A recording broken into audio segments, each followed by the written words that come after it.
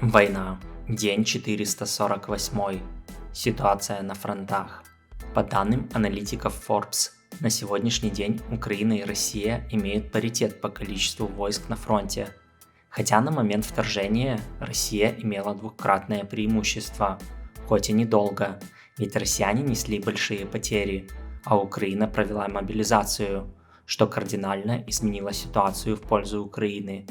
Результатом чего стали успешные контрнаступления в Харьковской и Херсонской области. После этого уже Россия провела мобилизацию, и теперь на фронте обе стороны имеют порядка 500 тысяч солдат. В танках российское преимущество было еще более внушительное, как по количеству, так и по качеству. Против 3300 российских танков Украина смогла выставить в начале войны лишь 850, что в 4 раза меньше. Но и эту разницу россияне реализовать не смогли. И на сегодняшний день, после больших потерь, они могут выставить порядка 1500 танков. Украина, в свою очередь, имеет уже 1400 танков, благодаря трофеям и помощи союзников.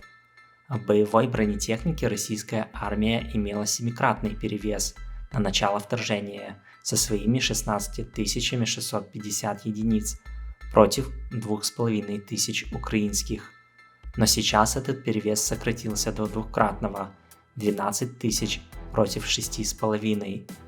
Трехкратный российский перевес в артиллерии сократился до полуторакратного – 4200 против 1500 до 3000 против 2000 систем.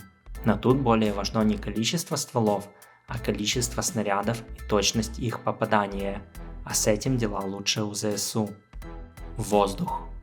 Вчера Россия пыталась нанести очередной массированный удар по Киеву. Всего было выпущено 18 ракет.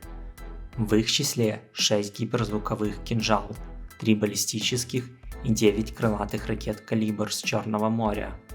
Как сообщается, все ракеты удалось перехватить. Как минимум большая часть перехватов была зафиксирована на видео.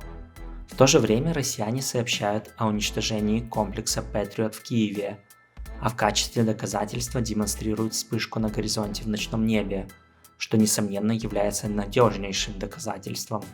Хотя в прессе и появлялись неофициальные сообщения о повреждении комплекса, что в целом может быть правдой, ибо уничтожить весь комплекс одним попаданием, если таково было, невозможно, так как это рассредоточенная система с множеством элементов, начиная от самих пусковых и заканчивая радарами и пунктами управления.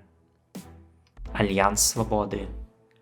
Германия объявила о рекордном пакете помощи Украине на сумму в 2,7 миллиарда евро. Он предполагает поставку 20 боевых машин пехоты Мардер, 30 танков Леопард-1, 18 колесных самоходных артиллерийских установок RCH-155, 12 пусковых установок Айрис-Т и сотни ракет к ним, 200 разведывательных БПЛА, 100 бронированных машин и 100 машин логистической поддержки.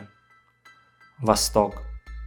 Россияне продолжают обстреливать приграничные районы Черниговской, Сумской и Харьковской области. По линии Сватово-Кременная сообщается о локальных боях, но без продвижений.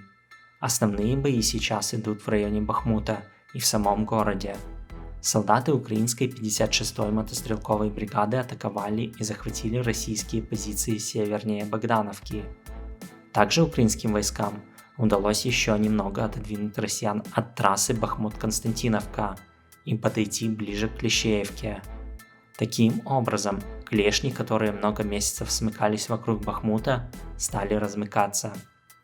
Эти действия должны ослабить огневой контроль россиян над украинскими линиями снабжения.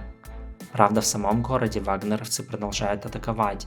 Тут им удалось продвинуться к последнему району, контролируемому украинскими войсками.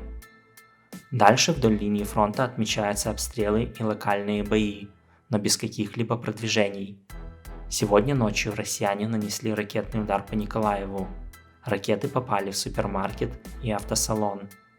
Спасибо за просмотр, не забывайте поддерживать видео лайками, комментариями, также подписывайтесь на канал.